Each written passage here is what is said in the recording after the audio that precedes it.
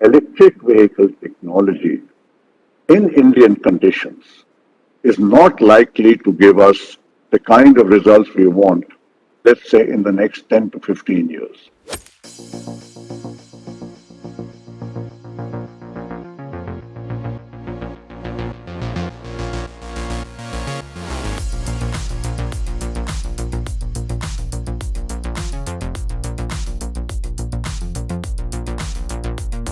The penetration of electric vehicles so far, despite all the programs that we have had and the incentives which are being given, is about 0.5%. And therefore, we have to consider whether the EV strategy is really serving its purpose in present times in India. This has to be further considered in the context of the fact that in India, while the installed capacity of thermal power generation is something slightly above 50%, when it comes to energy use, 75% of the energy used in India is from coal-fired thermal stations.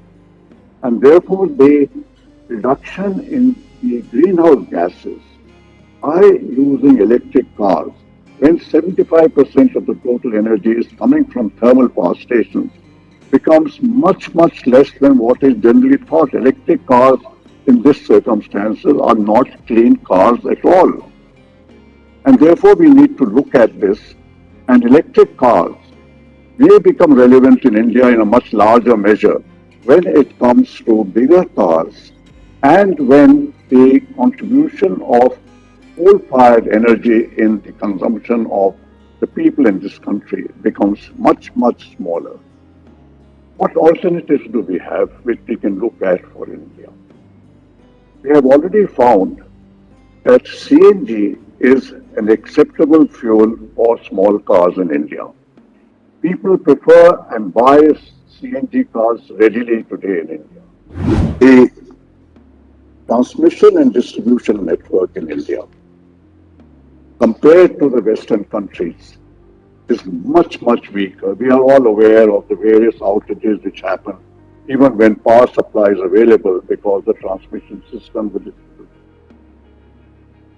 Now, how soon and how capable the electricity boards with their weak finances are of making the transmission and distribution system adequate for a quick expansion of the electric vehicle program is something which also needs to be properly studied.